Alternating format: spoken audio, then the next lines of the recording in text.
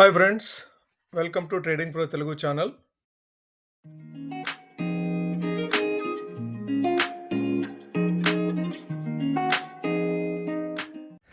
చాలామందికి మంచి కంపెనీల్లో ఇన్వెస్ట్ చేయాలనుకుంటుంది. కానీ మంచి కంపెనీలు అంటే ఏంటి, అవి ఎట్లా ఉంటాయి, మనకి ఏ విధంగా మనం దాన్ని కనిపెట్టవచ్చు? సో స్టాక్ మార్కెట్లో చాలా మంచి కంపెనీలు ఉంటాయి, కానీ ఆ మంచి కంపెనీల్లోనే మనం ఇన్వెస్ట్ చేయాలి. ఆ మంచి కంపెనీలు మనం ఐడెంటిఫై చేయగలగాలి అంటే మనం దాని గురించి కొంత రీసెర్చ్ చేయగలగాలి. సో ఆ రీసెర్చ్ ఏ విధంగా చేయాలి అనేది అది ఒక స్కిల్. సో రీసెర్చ్ చేయటం, ఏదైనా మంచి కంపెనీని కనిపెట్టడం, ఆ మంచి కంపెనీలో ఇన్వెస్ట్ చేయటం, లాంగ్ టర్మ్ దాంట్లో ఉండటం, దాంట్లో వచ్చే చిన్న లోటుపాట్లు, కష్ట నష్టాలను రెగ్యులర్గా దాన్ని మానిటర్ చేసుకుంటూ ఆ కంపెనీ తోటి మనము లాంగ్ రన్ ట్రావెల్ చేస్తూ ఉంటే మాత్రమే మనకి ఆ కంపెనీ నుంచి మనకి లాభాలు, ఆ కంపెనీ ఎప్పుడైతే లాభాలను ఎర్న్ చేస్తుందో ఆ లాభాలను మనకి షేర్ చేస్తుంది. ఏ రూపంలో షేర్ చేస్తుంది?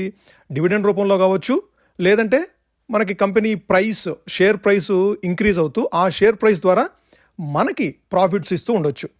మనం ఈరోజు అట్లాంటి కంపెనీ ఒకటి చూద్దాము.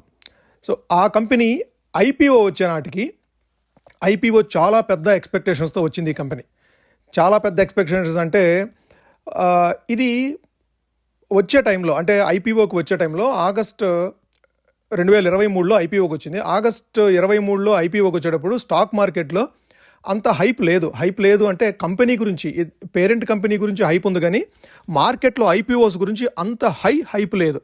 సో నార్మల్గా ఐపీఓస్ వస్తూ ఉంటాయి, రెగ్యులర్గా సబ్స్క్రిప్షన్ దొరుకుతుంది, లిస్ట్ అవుతుంది. కానీ ఆ తర్వాత 2023 ఆగస్ట్ తర్వాతే మీకు ఐపీఓస్ గురించి విపరీతమైన క్రేజ్ వచ్చేసేసి 2024లో ప్రతి ఐపీఓగాను, కొన్ని ఐపీఓస్ అయితే 100%, 150% రిటర్న్స్ కూడా ఇచ్చినాయి. కానీ ఈ కంపెనీ ఐపీఓకి వచ్చేటప్పటికి నార్మల్గా సాదాసీదాగా ఐపీఓకి వచ్చింది. కాకపోతే బిజినెస్ మోడల్ మీద, సో ఇదేదైతే బిజినెస్లో ఉందో, దీని పేరెంట్ కంపెనీ ఏదైతే ఉందో దానికి సంబంధించిన ఎక్స్పెక్టేషన్స్ మాత్రము హైలో ఉన్నాయి. సో ఆ సర్కమ్స్టాన్సెస్లో ఇది ఐపీఓకి వచ్చింది.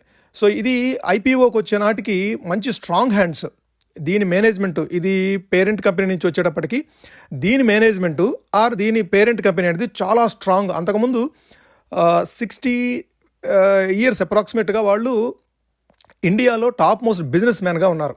సో బిజినెస్ ఫ్యామిలీ అది. సో ఆ బిజినెస్ టీం నుంచి, ఆ మేనేజ్మెంట్ టీం నుంచి, సేఫ్ హ్యాండ్స్ నుంచి ఇది వచ్చింది, మార్కెట్లోకి ఐపీఓగా వచ్చింది. ఇది వచ్చినప్పుడు, ఈ సేఫ్ హ్యాండ్స్ నుంచి వచ్చినప్పుడు ఎక్కడైనా ఎక్స్పెక్టేషన్స్ హైలో ఉంటాయి కదా. సో మార్కెట్లో ఎప్పుడు కూడాను మనం కంపెనీలో ఇన్వెస్ట్ చేస్తున్నామంటే ఆ కంపెనీ మేనేజ్మెంట్ కనుక ప్రాపర్గా ఉంటే మనం యూజువల్గా హై ఎక్స్పెక్టేషన్స్తో ఉంటాము. మనం ఎక్స్పెక్ట్ చేసింది, ఆ టైంలో మనం ఎక్స్పెక్ట్ చేసింది ఏంటంటే ఈ కంపెనీ అప్పటికే మార్కెట్లో ఉన్న లీడర్ ఏదైతే అదే బిజినెస్లో, అదే కైండ్ ఆఫ్ సెగ్మెంట్లో ఏదైతే లీడర్షిప్ కొనసాగిస్తున్నాయో ఎగ్జిస్టింగ్ కంపెనీస్, ఆ లీడర్షిప్కి థ్రెట్ అవుతుంది. సో ఇది లీడర్గా ఎదగలుగుతుంది, అట్లీస్ట్ లీడర్కి మంచి కాంపిటీషన్ ఇస్తూ ఇండస్ట్రీలో నిలబడగలుగుతుంది అనే ఎక్స్పెక్టేషన్స్ తోటి దీన్ని సబ్స్క్రిప్షన్ కానీ, దీని ప్రైస్ కానీ, అప్రిసియేషన్స్ కానీ బాగా వచ్చినాయి. ఓకే, సో ఈ కంపెనీ ఏంటి అనేది ఇప్పుడు చూద్దాము. ఈ కంపెనీ డీటెయిల్స్ ఏంటి, ఈ కంపెనీ మేనేజ్మెంట్, సో ఇప్పుడున్న బోర్డ్ ఆఫ్ డైరెక్టర్స్ ఎట్లా ఉన్నారు, ఆ బోర్డ్ ఆఫ్ డైరెక్టర్స్ ఏ విధమైన ఎక్స్పీరియన్స్ ఉన్నవాళ్ళు, ఈ కంపెనీ ఏ విధంగా ప్రాస్పెక్ట్స్ ఇస్తుంది అనేది మనం ఇప్పుడు ఆ కంపెనీ డీటెయిల్స్లోకి వెళ్ళి ఆ కంపెనీ ప్రాస్పెక్ట్స్ చూస్తూ ఒకసారి మాట్లాడుకుందాం. ఆ కంపెనీ బోర్డ్ ఆఫ్ డైరెక్టర్స్ మీరు ఇక్కడ చూస్తే స్క్రీన్, ఆ company board of directors KV Kamath. So ఈయన non executive chairman KV Kamath garu. So KV Kamath గారి గురించి స్పెషల్గా మాట్లాడుకోవక్కర్లేదు. ఈ కేవీ కామత్ గారు మీకందరికీ, అంటే మీరు కనుక స్టాక్ మార్కెట్లో ఉండి మంచి కంపెనీస్ కనుక ఫాలో అయ్యేవాళ్ళు కనుక అయితే మీకు ఈ కేవీ కామత్ గారు పేరు ఇంతకుముందే వినుంటారు. తిను బ్యాంకింగ్ సెక్టార్లో మంచి అనుభవం ఉన్న వ్యక్తి. పైగా ఇతను ఏషియన్ డెవలప్మెంట్ బ్యాంక్ ఏడీబీకి one of the chief executive officer కింద పనిచేస్తున్నాడు. ఇతను ఇప్పుడు నాన్ ఎగ్జిక్యూటివ్ చైర్మన్ కింద ఈ కంపెనీలో ఉన్నారు. సో ఈ కంపెనీ పేరు మీకు ఆల్రెడీ, మీరు ఈ డైరెక్టర్స్ చూస్తే మీకు ఆల్రెడీ ఆ కంపెనీ పేరు అర్థమై ఉంటుంది. సో కంపెనీ పేరు కూడా చూద్దాము. సో నాన్ ఎగ్జిక్యూటివ్ డైరెక్టర్ వచ్చేసి ఇషా అంబానీ. సో ఇప్పటికి మీకు అర్థమైపోయి ఉంటుంది ఇషా అంబానీ ఏ గ్రూప్ ఆఫ్ కంపెనీస్కి, ఏ కంపెనీస్కి తను డైరెక్టర్గా వర్క్ చేస్తున్నారని చెప్పి మీకు అర్థమై ఉంటుంది. సో ఇది ఏదో కాదు, జియో ఫైనాన్షియల్ సర్వీసెస్. సో మనం ఇప్పుడు మాట్లాడుకునే company Jio financial services. So ఈ జియో ఫైనాన్షియల్ సర్వీసెస్ అనేది మార్కెట్లోకి చాలా హైప్ తోటి ఐపీఓగా వచ్చింది. సో అక్కడి నుంచి బిజినెస్ మోడల్ డెవలప్ చేసుకుంటూ స్టెప్ బై స్టెప్ వాళ్ళు ఏదైతే బిజినెసెస్ ఎస్టాబ్లిష్ చేయాలనుకుంటున్నారో అన్ని పర్మిషన్స్ కానీ అన్ని సెంట్రల్ గవర్నమెంట్ నుంచి రావాల్సిన పర్మిషన్స్, ఈ వివిధ రకాల ఆర్గనైజేషన్స్ నుంచి తెచ్చుకోవాల్సిన పర్మిషన్స్ అన్నీ ఫస్ట్ 1 year 2 yearsలో వాళ్ళు పర్మిషన్స్ అన్నీ తీసుకొని ఉన్నారు. వీళ్ళు ఆల్రెడీ కొన్ని బిజినెసెస్లో వీళ్ళు ఎస్టాబ్లిష్ అయి ఉన్నారు. సో ఆ బిజినెసెస్ ఇక్కడ మీరు చూస్తే లోన్స్, ఇన్స్టంట్ లోన్స్, వాళ్ళు హ్యాజిల్ ఫ్రీ లోన్స్ ఆఫర్ చేస్తున్నారు కస్టమర్స్కి. అట్లానే ఇన్సూరెన్స్ ప్లాన్స్, వీళ్ళ ఇన్సూరెన్స్ ప్లాన్స్ చాలా రకాల ఇన్సూరెన్స్ ప్లాన్స్ ఉన్నాయి. ఇలా బైక్ ఇన్సూరెన్స్ ఉంది, కార్ ఇన్సూరెన్స్ ఉంది, లైఫ్ ఇన్సూరెన్స్ ఉంది, హెల్త్ ఇన్సూరెన్స్ ఉంది. అన్ని ఇన్సూరెన్సెస్లో కూడా ఉన్నారు వీళ్ళు. ఓకే, ఇది ఇన్సూరెన్స్ సెక్టార్లోనూ ఉంది, అట్లానే లోన్ సెక్టార్లో కూడా ఉంది. సో వీళ్ళు లోన్స్ కూడా ఆఫర్ చేస్తున్నారు, పర్సనల్ లోన్స్ ఆఫర్ చేస్తున్నారు. ఈ లోన్స్ కూడా వీళ్ళు ఆఫర్ చేస్తున్నారు. పేమెంట్ బ్యాంక్ కింద ఉన్నారు వీళ్ళు. సో వీళ్ళు వన్ ఆఫ్ ద బిజినెస్ వచ్చేసి పేమెంట్ బ్యాంకింగ్ కూడా ఉంది వీళ్ళది. ఈ పేమెంట్ బ్యాంకింగ్లో యూటిలిటీ బిల్స్ పే చేసుకోవచ్చు, హ్యాజిల్ ఫ్రీ బ్యాంకింగ్ దీంట్లో వాళ్ళు ట్రాన్సాక్షన్స్ చేస్తూ ఉన్నారు. సో వివిధ రకాల బ్యాంకింగ్ ట్రాన్సాక్షన్స్ కూడా వీళ్ళు చేస్తూ ఉన్నారు. అట్లానే వీళ్ళు ఇంకా వచ్చి యూపీఐ పేమెంట్స్లో దీంట్లో కూడాను ఎంటర్ అవడానికి పర్మిషన్ తెచ్చుకున్నారు. సో వీటన్నిటి మూలంగా అయితే ఈ అన్ని ఈ పర్మిషన్స్ అయితే వాళ్ళ దగ్గర ఉన్నాయి, కానీ వీటిల్లో ఏది కూడాను ఫుల్ ఫ్లెడ్జ్డ్గా బిజినెస్ ఇంకా వాళ్ళ దగ్గర స్టార్ట్ అవ్వలేదు. ఇప్పటి వరకు వాళ్ళ బిజినెస్ అంతా కూడాను వాళ్ళకి ఇంట్రెస్ట్ మీదే వాళ్ళకి ఎక్కువ ఇన్కమ్ వస్తూ ఉంది. సో వాళ్ళ క్వార్టర్లీ ఫైనాన్షియల్ రిజల్ట్స్ కనుక చూస్తే వీళ్ళు ఎక్కువ శాతం ఇప్పటివరకు కూడాను వాళ్ళు ఇంట్రెస్ట్ మీదే ఆధారపడి ఉన్నారు. సో ఈ బిజినెసెస్ ఏది కూడాను ఫంక్షనల్గా కంప్లీట్గా 100% స్టార్ట్ అవ్వలేదు. ఇది స్టార్ట్ అయితే వాళ్ళకి రెవెన్యూ కనుక ఈ బిజినెసెస్ నుంచి కనుక జనరేట్ అయితే వాళ్ళు ప్రాపర్గా మార్జిన్స్ కానీ ప్యాట్ కానీ ఎబిటా కానీ ప్రాపర్గా జనరేట్ చేయగలుగుతారు. అప్పుడు ఇప్పటి వరకు ఏదైతే వాళ్ళకి పిఈ ఉందో, హై పిఈలో నడుస్తుందో, ఇప్పుడు ఎట్ ప్రజెంట్ అయితే రీసెంట్ క్వార్టర్లీ రిజల్ట్స్ తర్వాత వాళ్ళ పిఈ వచ్చేసేసి 90 దగ్గర ఉంది. సో 90 అంటే చాలా హై పిఈలో. ఇంతకుముందు చాలా ఎక్కువ ఉండేది, 160 180 పిఈ దగ్గర ఉండేది. ఇప్పుడు ప్రైస్ కరెక్ట్ అవ్వటం వల్ల వీళ్ళ పిఈ వచ్చేసేసి 90 పిఈ దగ్గర ఉంది. ఈ 90 పిఈ దగ్గర మనము అంటే బై చేయొచ్చా అనేది డౌట్ కదా. సో ఆ డౌట్ను ఒకసారి క్లారిఫై చేసుకోవడానికి ఇప్పుడున్న మార్కెట్ ప్రైస్లో ఎంత వర్త్ ఉంది అనేది ఒకసారి చూద్దాం. ఒక్కసారి ఆ డీటెయిల్స్ కూడా చూద్దాము. ఒక క్యాలిక్యులేషన్ చేసి ఆ డీటెయిల్స్ కూడా చూద్దాం ఒకసారి. ఓకే, మనం జియో ఫైనాన్షియల్ ప్రైస్ చూస్తే లాస్ట్ ట్రేడింగ్ ప్రైస్ చూస్తే 222 రూపీస్, 222 రూపాయల దగ్గర అది క్లోజ్ అయింది. అయితే ఆ 222 రూపాయల్లో ఎంత వర్త్ ఉంది అసలు ఏందనేది ఒక క్యాలిక్యులేషన్ చూస్తే, ఈ జియో ఫైనాన్షియల్కి 6% 6% వాటా రిలయన్స్ మాతృ సంస్థ అయినటువంటి రిలయన్స్లో 6% వాటా ఉంది. రిలయన్స్ టోటల్ మార్కెట్ క్యాపిటలైజేషన్ వచ్చేసేసి 16,45,807 16,45,807 కోట్లు రిలయన్స్ మార్కెట్ క్యాపిటలైజేషను. దాంట్లో 6% వాటా 6% వాటా రిలయన్స్ జియో ఫైనాన్షియల్ సర్వీసెస్కి ఉంది, జేఎఫ్ఎస్ఎల్కి ఉంది. ఓకే, ఆ జేఎఫ్ఎస్ఎల్కి ఉన్న వాటా రిలయన్స్లో ఎంత మామూలుగా క్యాల్కులేట్ ఇన్ టర్మ్స్ ఆఫ్ ఇది చూస్తే 98,750 కోట్లు వర్త్ ఆఫ్ వాల్యూ అనేది రిలయన్స్లో దీని వాటా ఉంది. ఆ 6% వాటా ఈక్వల్స్ టు 98,750 కోట్లు. ఇప్పుడు జిఎఫ్ఎస్ఎల్ మార్కెట్ క్యాపిటలైజేషన్ చూస్తే 1,44,855 కోట్లు. Jio financial market capitalisation as of today 1,44,855 కోట్లు. సో ఈ 1,44,855 కోట్లు ఉన్న మార్కెట్ క్యాపిటలైజేషన్స్ ఈ ఒరిజినల్ వాల్యూ అంటే మాతృ సంస్థలో దాని వాటాని కనుక, ఈ రిలయన్స్ వాటా ఎక్కడికి పోదు. ఈ 6% వాటా అనేది జిఎఫ్ఎస్ఎల్కి ఎప్పుడు ఉంటుంది. సో ఈ వాటా యాక్చువల్గా దాని నుంచి వస్తుందే కదా. సో ఈ 98,748 కోట్లు దీంట్లో డిడక్ట్ చేస్తే అది 68% ఈక్వల్ అవుతుంది. అంటే ఈ 1,44,855లో 98,000 వాటా అంటే ఎంత, 98,000 crores అంటే ఎంత, 68%, ఈక్వల్ టు 68%. అంటే 68% ఆఫ్ ప్రజెంట్ ప్రైస్ 222, అంటే 68% అంటే ఈక్వల్ టు 152. అంటే ప్రతి 222 రూపాయల షేర్ ప్రైస్లో 151 రూపాయలు అనేది రిలయన్స్ వాల్యూనే ఉంది. జియో ఫైనాన్షియల్ షేర్ ప్రైస్లో ప్రతి షేర్లో కూడాను ₹151 వాల్యూ అనేది రిలయన్స్ది ఇంక్లూడ్ అయి ఉంది. అంటే ఒరిజినల్గా ఉండాల్సింది ఎంత, రిలయన్స్ జియో ఫైనాన్షియల్ సర్వీసెస్కి వాల్యూ ఇస్తుంది ఎంత, ₹70, ₹71. ఓకే, ఇప్పుడు వాళ్ళ బిజినెసెస్ చూద్దాం.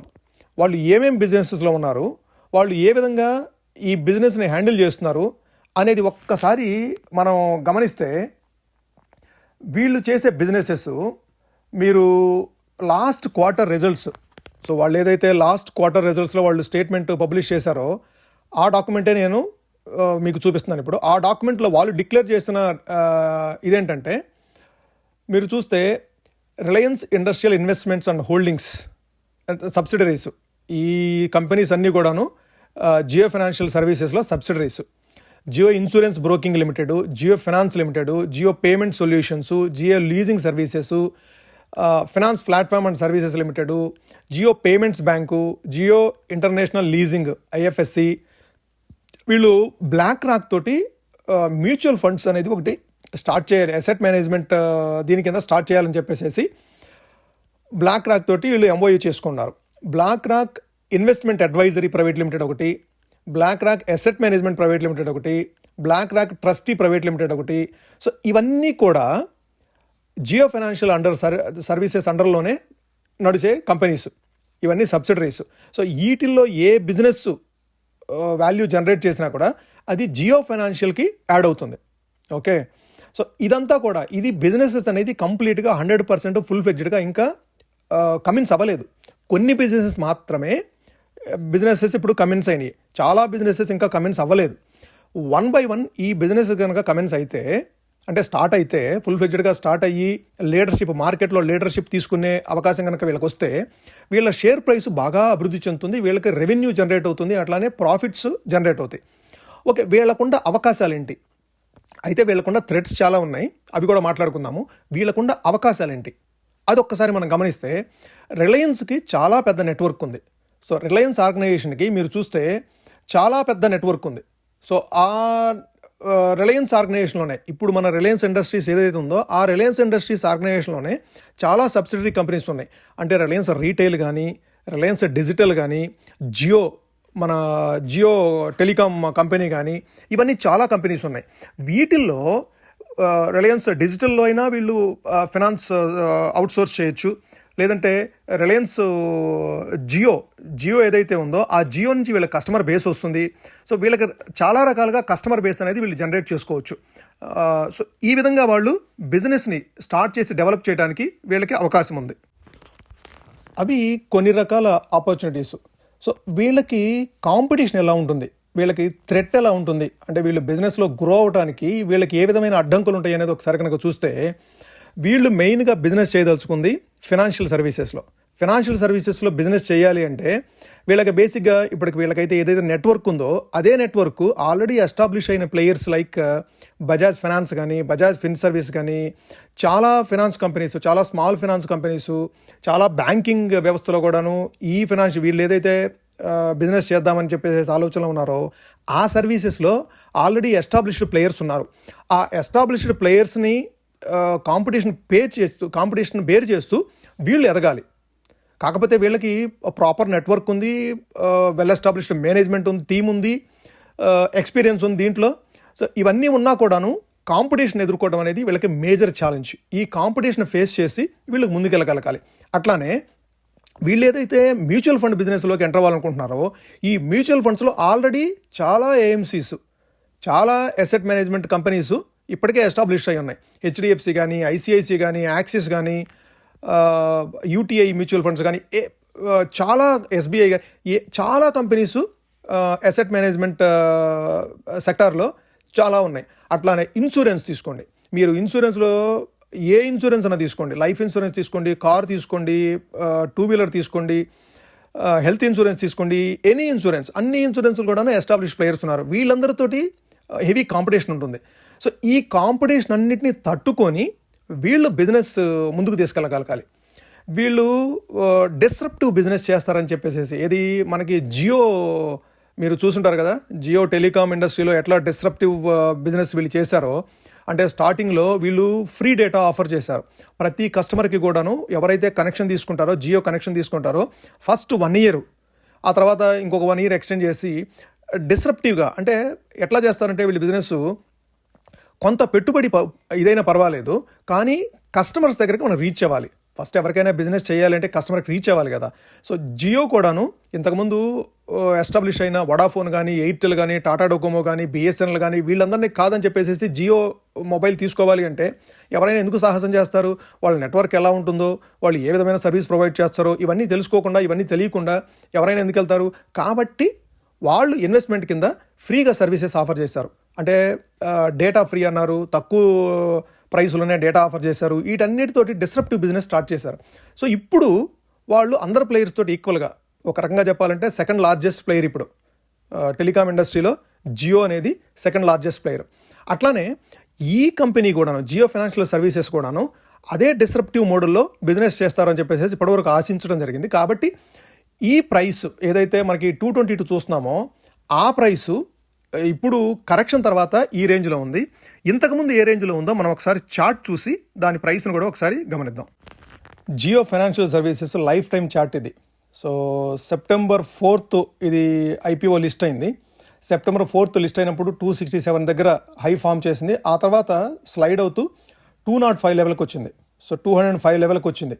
ఇంతకుముందు లో వచ్చేసి 205. ఎక్కువ రోజులు అది హోవర్ అయింది 215 లెవెల్ దగ్గర. 215 దగ్గర నుంచి బ్రేక్అవుట్ తీసుకొని అప్ సైడ్ వెళ్తూ ఆల్మోస్ట్ 394 లెవెల్స్కి వచ్చింది.